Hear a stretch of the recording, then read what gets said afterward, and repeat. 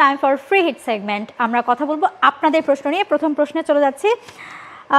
প্রথম প্রশ্ন করেছেন মোহাম্মদ জাহিদুল ইসলাম। তিনি বলছেন বাংলাদেশ ক্রিকেটে যেন তামিমের রাজত্ব। এক তামিম যাওয়ার আগেই তানজিদ তামিম হাজির, এখন আবার অনূর্ধ্ব-19 দলে আজিজুল তামিম, ঘুরে ফিরে তামিম নামটা আসবে। বিষয়টা কিন্তু সত্যি অসাধারণ। এক্স্যাক্টলি, আমিও আসলে এটা ভাবছিলাম যে তামিম ইকবাল, তারপর হচ্ছে তানজিদ তামিম, এবার আবার আজিজুল হাকিম তামিম, এবং তারা প্রত্যেকেই কিন্তু তাদের অরাটা দেখিয়েছে। মানে তামিম মানে যেন একটা আলাদা অরা। না, বাংলাদেশের ক্রিকেটে মানে one of the best cricketer Tamim Iqbal. সে জায়গাটাতে তিনি যে লেগেসিটা রেখে গেছেন, এরপরে তানজিদ তামিম এসেছেন, এখন আমরা দেখছি আন্ডার-19 সবাই টপ অর্ডারে ওপেনিং এ। হ্যাঁ, সবাই ওপেনিং এ। বেশ ভালো। বাংলাদেশ এরকম তামিম যদি বাংলাদেশ দলে আসতে থাকে এবং তারা যদি দায়িত্ব নিতে থাকে, আমাদের তো কোনো আপত্তি নেই পারফর্ম করলে। এক্স্যাক্টলি। ফলে মানে তামিম নামটার আসলেই যদি সাকিবও এসেছেন, দেখেন সাকিব আল হাসান, সাকিব এসেছেন, তিনিও পারফর্ম করেছেন, নিজেকে প্রমাণ করেছেন। আমরা মুশফিক মাহমুদুল্লাহ, মাশরাফিও পেয়ে যাব কিনা অদূর ভবিষ্যতে। ওকে, পরে কি কমেন্ট আছে?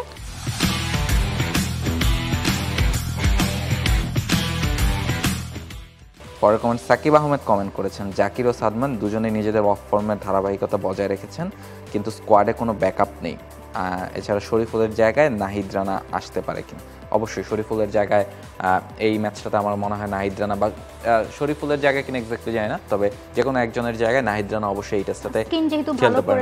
এই জায়গায় আসলে বাংলাদেশ দলের পেসাররা সবাই যেহেতু ফর্মে থাকে, 4-5 জনের একটা প্লেয়ার রোল আছে, এবং তারা আসলে বাংলাদেশ দল চিন্তা করে যে আসলে কার উপর লোডটা একটু বেশি পড়ছে। যেমন নাহিদ রানাকে কিন্তু প্রথম টেস্টে বাদ দেওয়ার কোনো কারণ ছিল না, জাস্ট যে তাকে একটু রেস্ট দেয়া, তিনি সেকেন্ড ম্যাচটায় খেলবেন এইটা এনশিওর করা আর কি।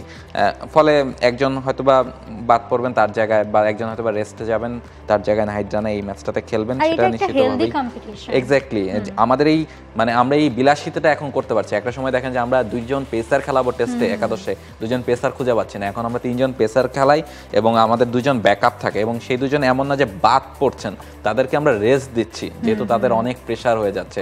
নাহিদ রানা, তাসকিন, তারপর শরীফুল, হাসান মাহমুদ সবাই যেহেতু একাধিক ফরম্যাট খেলছেন, ফলে আমরা মানে তাদের ওয়ার্কলোড ম্যানেজমেন্টটা খুব ইম্পর্টেন্ট। আমরা দেখেন এই ওয়ার্কলোড মানে একাধিক পেসার বা এরকম 5-6 জনের একটা পুল তৈরি হওয়ার কারণে কিন্তু পেসারদের ইনজুরি হওয়ার সম্ভাবনাটাও কমে আসছে, ইনজুরি তো কম পড়ছে, কারণ তাদেরকে ওই রেস্টটা দেওয়া যাচ্ছে। যেটা আগে আমরা বাংলাদেশের পেসারদের দেখতাম যে তাসকিন টানা খেলে যাচ্ছেন এবং তিনি ইনজুরিতে পড়ছেন 6 মাস 1 বছর, তাকে পাওয়া যাচ্ছে না। সেই জায়গাটা থেকে বাংলাদেশ দল বেরিয়ে আসছে, এবং এইটা আসলে বাংলাদেশ ক্রিকেটের জন্য একটা অনেক বড় পাওয়া, অনেক ইতিবাচক একটা দিক। এবং হোপফুলি এই যে আমরা বিলাসিতা শব্দটা আপনি ব্যবহার করলেন, যে মানে পেসার দিনে একটা বিলাসিতা করার আমরা সুযোগ পেয়েছি, হোপফুলি স্পিনার এবং ব্যাটারদের নিয়েও spin department, Bangladesh bowling department আসলে আছে। হ্যাঁ, দেখেন আপনি মিরাজ খেলছে, তাইজুল খেলছে, সাকিব যখন খেলতেন, সাকিব, মিরাজ, তাইজুল 3 জন পেসার খেলতেন। নাইম হাসানের মতো একজন স্পিনারকে, যিনি প্রায় মানে ম্যাচ খেললেই প্রায় 4টা-5টা করে উইকেট পান, তাকেও আমরা দিনের পর দিন খেলাতে পারি না। আমরা আসলে এরকম ব্যাকআপ ব্যাটারও আসলে পাবো। এক্স্যাক্টলি, ব্যাটিংটাতে আসলে আমাদের ভুগতে হচ্ছে।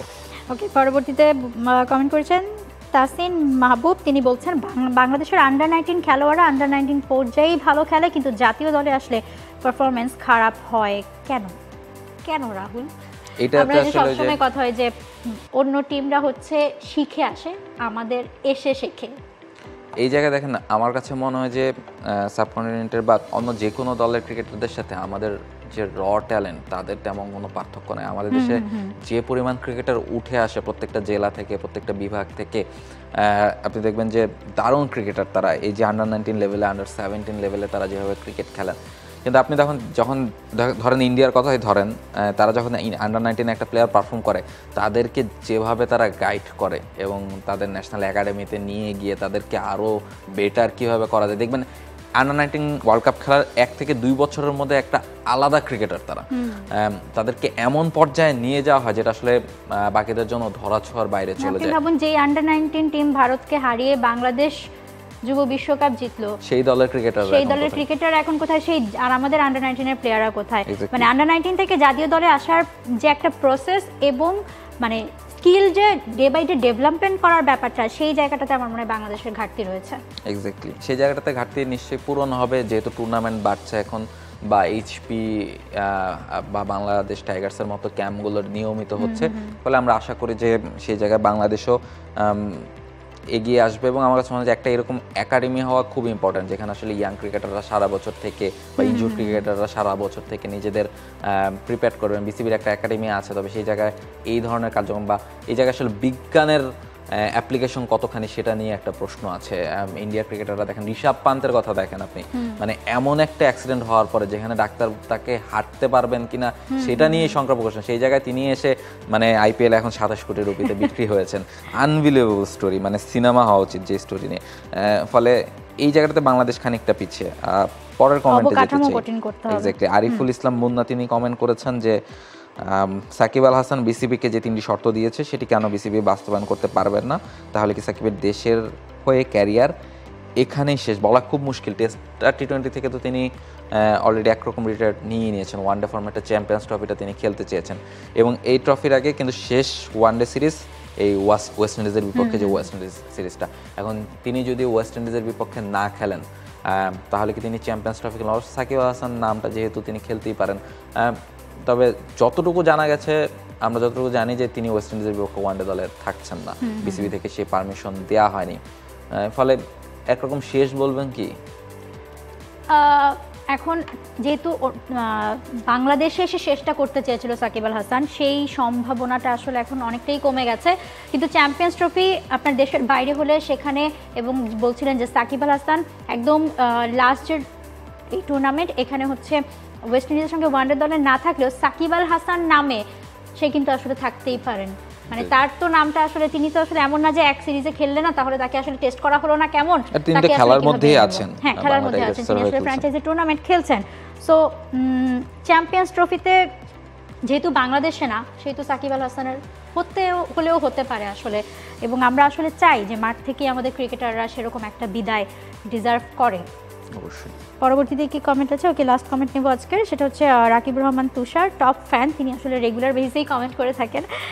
বলছেন, টি স্পোর্টস বিশ্লেষকদের কাছে জানতে চাই, তামিম, সাকিব, মুশফিক ও রিয়াদ চ্যাম্পিয়ন্স ট্রফি কি খেলবে?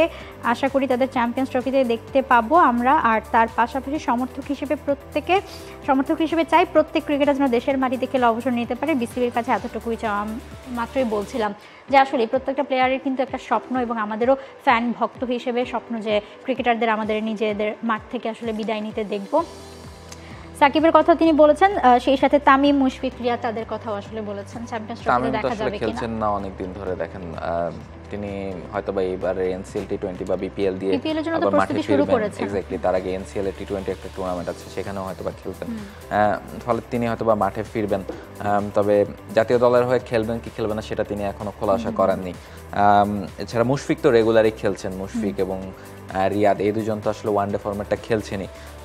আর সাকিবের ব্যাপারে তো আমরা বললামই। ফলে সব ইকুয়েশন মিলে যদি 4 জন কি বাংলাদেশ দল চ্যাম্পিয়ন্স ট্রফিতে পায়, তবে তার আগে তাদেরকে আসলে প্রমাণ করার, মুশফিক রিয়াদ যেহেতু খেলছেন, তামিমকে আবার পারফর্ম করে প্রমাণ করার একটা ব্যাপার আছে। সাকিবকেও হয়তো বা তিনি বাংলাদেশের হয়ে খেলুক বা যেখানে খেলুক পারফর্ম করার একটা ব্যাপার আছে। নির্বাচকরা যদি মনে করে যে 4 জনই ফিট, 4 জনই ফর্মে আছেন, এটা আসলে একটা বড় পাওয়া হবে বাংলাদেশের ক্রিকেটের জন্য যে চ্যাম্পিয়ন্স ট্রফিতে। কারণ এরপরে আসলে তাদের 4 জনের বা তাদের কারোর আসলে আইসিসি টুর্নামেন্ট খেলার, বাকিদের ক্ষেত্রেও ধরে নেওয়া যায় যে খুব ডিফিকাল্ট। 2027 ওয়ার্ল্ড কাপ পর্যন্ত হয়তোবা মুশফিক, রিয়াদ বা তামিম তারা কন্টিনিউ করতে পারবেন না বা করবেন না হয়তো। ফলে তাদের সবারই মনে মনে একটা ইচ্ছা বা বোঝা যায় যে 25-এর চ্যাম্পিয়ন্স ট্রফিটা তারা খেলতে চায় এবং সেখান থেকে তারা বিদায় নিতে চায়।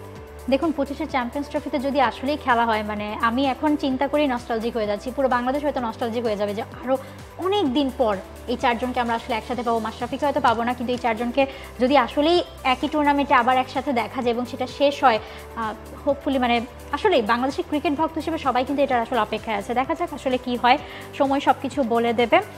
আপাতত আমাদের সময় শেষ। অনেক কথা হয়েছে আজকে। থ্যাংক ইউ সো মাচ, আপনাদের সবাইকে অনেক অনেক ধন্যবাদ টি স্পোর্টসের সাথে থাকার জন্য। দ্য ক্রিকেট শো দেখার জন্য। খেলা চলছে মেয়েদের এবং আবার ছেলেদের খেলাও রাতে শুরু হয়ে যাবে। সব খেলা দেখতে কিন্তু চোখ রাখতে হবে সবার আগে টি স্পোর্টসে। For more updates, subscribe to our YouTube channel and click on the bell icon. Follow us on Facebook and Instagram. Download T Sports app to enjoy exciting games and highlights. Visit tsports.com.